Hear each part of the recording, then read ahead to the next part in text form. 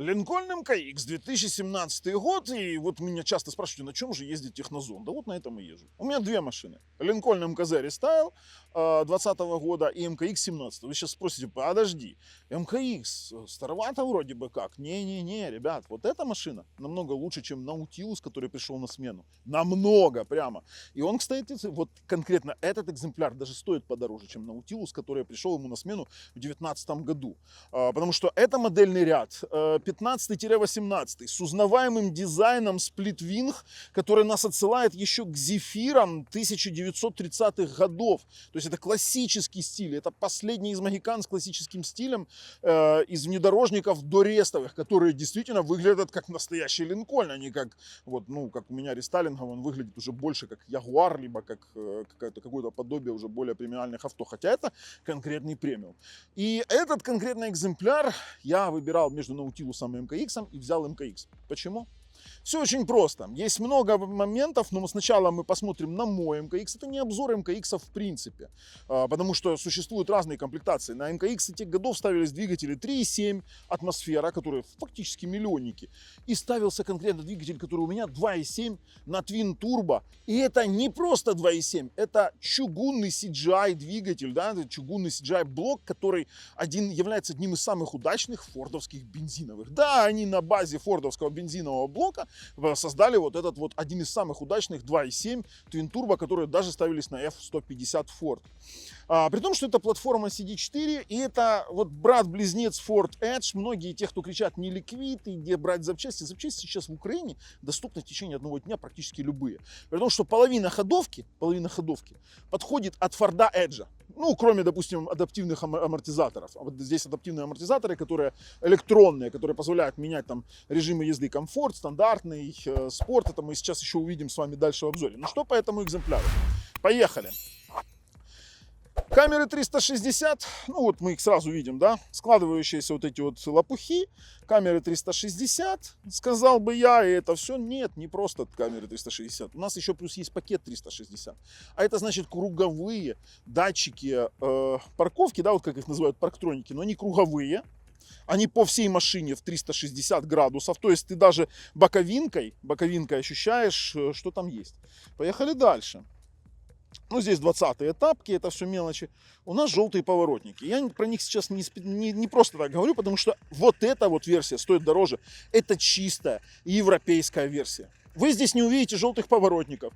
Вы здесь не увидите, вот, пожалуйста, у нас в километрах приборная панелька.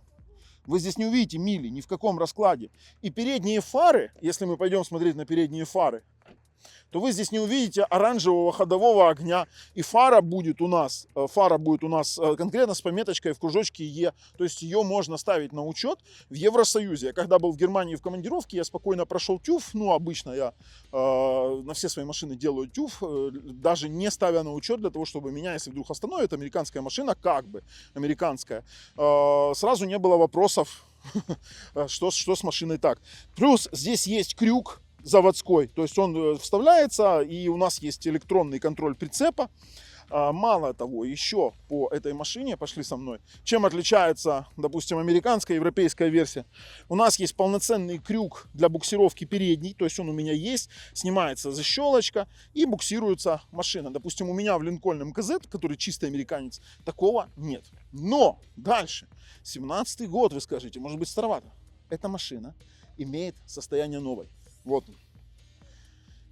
Вот он. И здесь у меня даже пленки еще не сняты. У меня даже пленки еще не сняты с некоторых эмблем. Там еще там сзади у меня не сняты пленки. То есть это фактически новый автомобиль. И я на нем проехал уже 10 тысяч. Я забирал его у одного очень хорошего человека, который их коллекционирует. И у этой машины пробег всего лишь 60 тысяч. Был. Я проехал на ней 10. В ней я что делал? Я просто заменил масла фильтра в раздатке масла и в заднем мосту. Все. Все. А теперь пошли дальше. Вот если говорить про комплектацию конкретно этой машины. Мы открываем.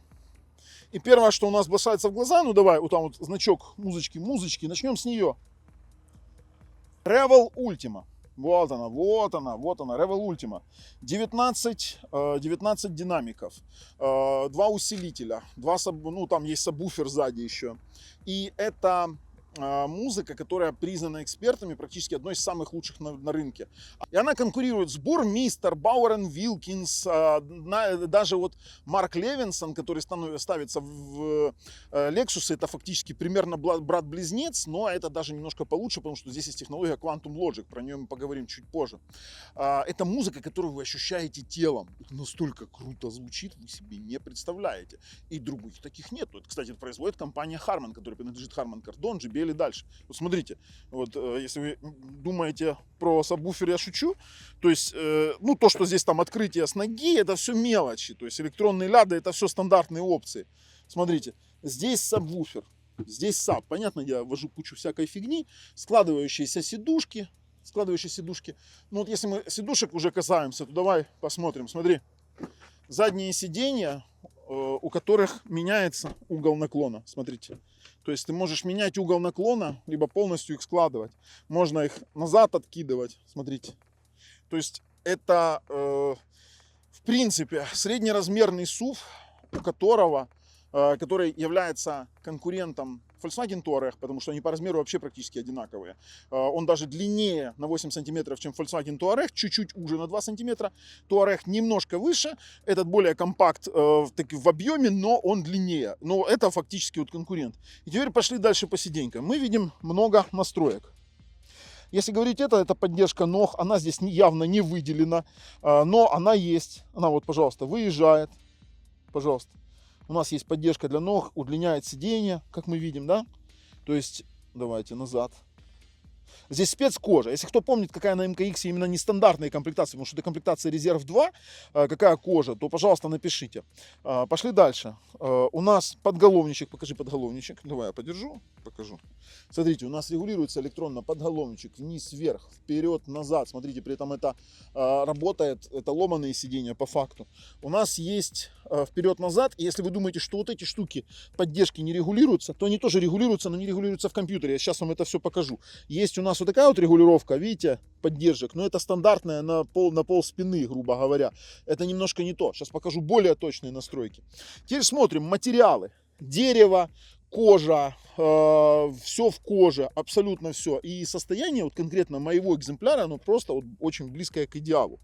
По поводу того, что там есть из стандартных опций. Адаптивный свет, конечно же, датчики дождя. Это все мелочи, которые есть практически у всех.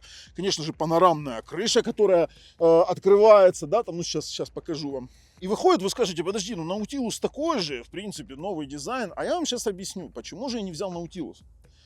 Все вот эта вот красота, про которую мы еще поговорим, про остальные комплектные штучки, она совмещается с коробкой 6F55.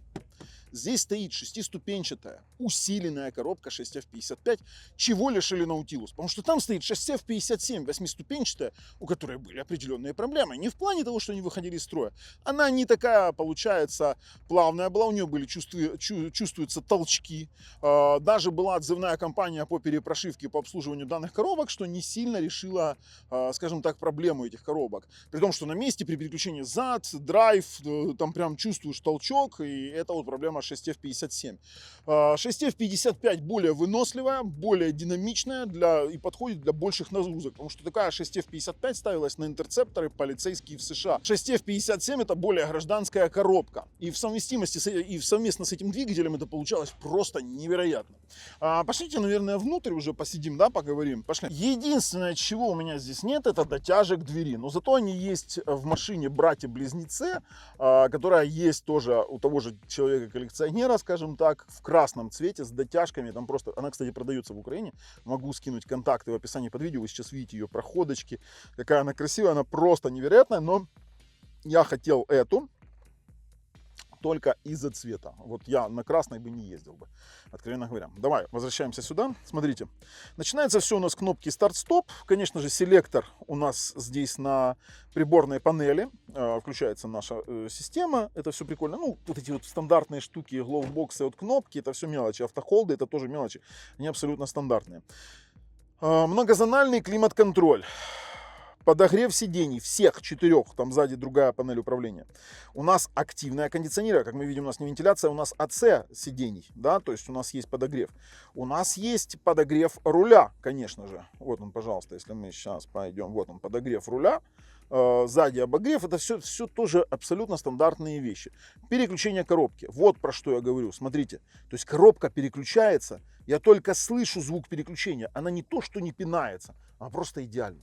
Камеры 360, есть у нас общий вид, есть задняя, если можем включить переднюю с боковыми в широком угле, да, то есть мы видим широкий угол, более интересный. Если мы включим заднюю, мы можем включить более большую, широкую, обширную заднюю камеру. Это все у нас совмещается с пакетом 360. Сейчас он показывает, куда мы движемся. Задний вид, допустим, показывает передний вид и все остальное.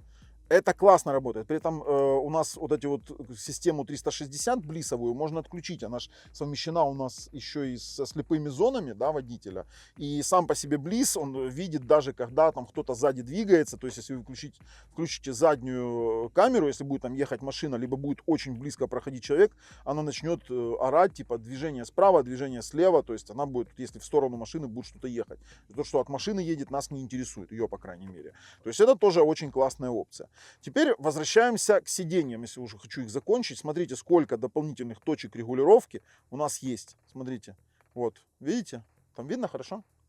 То есть у нас вот эти вот нижние боковые поддержки на спинках, нижняя поддержка спины, средняя поддержка спины, верхняя поддержка спины. Есть массажи. При этом массажи не только вот этой вот зоны, а есть массажи жопы, скажем так. Это, просто и водителя, и пассажира массажируйся не хочу. А вот насчет музыки, вот это вот очень классная тема, потому что звук здесь вот этот вот с Revel Ultima, у нас есть адаптивная громкость, это все, у нас есть Quantum Logic.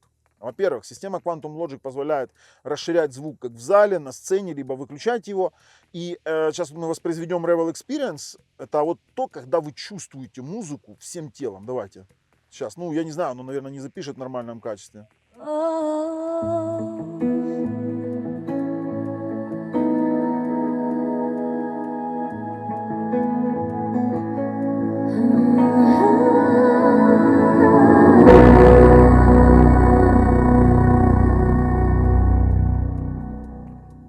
То есть, чтобы вы понимали, ты прям сидишь и чувствуешь ее, потому что у тебя и в потолке звук, у тебя прям звук всего тела. Это невероятная музыка. Есть стандартные у нас там фоновые подсветки, есть у нас Android Auto и CarPlay. При том, что эту всю систему можно апгрейднуть на экран вот такого вот размера, как Tesla Style. Вот эти все кнопки уходят. У нас здесь такой с выемкой, у нас получается такой именно $1000 стоит комплект примерно. И он полностью совместим с Sync 3, pin-to-pin, вы вставляете, у вас все работает. У вас просто переносится вот это в электронный вид. Но я люблю больше механику, вот эту классику, и меня прям вот устраивает. А вот теперь по расходу, смотрите. 12,4 это у меня средний расход в определенный момент. Я ездил на трассе, могу получать, если еду 110 на адаптивном круизе, где-то 9,5, 10,2. Вообще средний расход 13,8. И смотрите, у меня есть расход, это то, что я гоняю, конечно, шоконченный. Это у меня 15,1. Ну, есть как есть. Теперь по ассистентам, которые здесь есть. Антибуксировочная система, антипробуксовочная, контроль мертвых зон, помеха сбоку, ну, круиз-контроль, это мы сейчас с вами посмотрим, предупреждение водителя имеется в виду, у нас появляется то, что двигается справа-слева, это то, что я говорил, умные АВД, это мы сейчас тоже посмотрим, удержание полосы с подруливанием, конечно же, предупреждение столкновения, у нас здесь вот, видите, есть дублирующая задних стопаков у резко тормозящей машины, конечно же, датчики в шинах и что у нас там еще есть, контроль прицепа. То есть по таким моментам все. По настройкам у нас, конечно же, есть удобный вход-выход. Это у нас же дело в том, что здесь рулевая колонка, она тоже электронная, то есть она регулируется кнопками. И когда ты там под себя настроил, если с этой опцией ты выключаешь машину, он уезжает в самый низ и потом, в принципе, возвращается, когда ты садишься и заводишь машину. Освещение, замки, там зеркала, это управление в каком состоянии должны быть. Кстати, состояние масла можно смотреть. Очень-очень все мило и прикольно. Предложение сейчас поехать прокатиться, а потом уже сделать выводы, почему же я не взял Наутилус и пообщаемся с вами, я дам свою оценку данному автомобилю. Да-да-да, забыл сказать, у нас же есть еще автопарковка, есть автопарковка параллельная, перпендикулярная и выезд еще из парковки.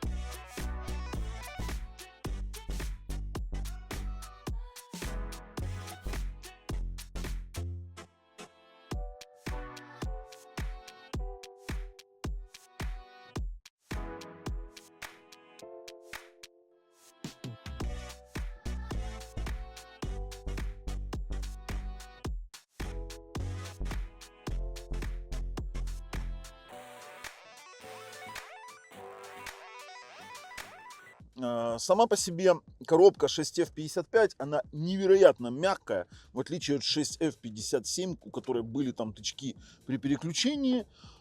Теперь, смотрите, вот оно просто переключается, ты даже не чувствуешь этого переключения. То есть это одна из самых удачных коробок, которые я вообще видел на Фордах, на Линкольнах, вообще просто супер.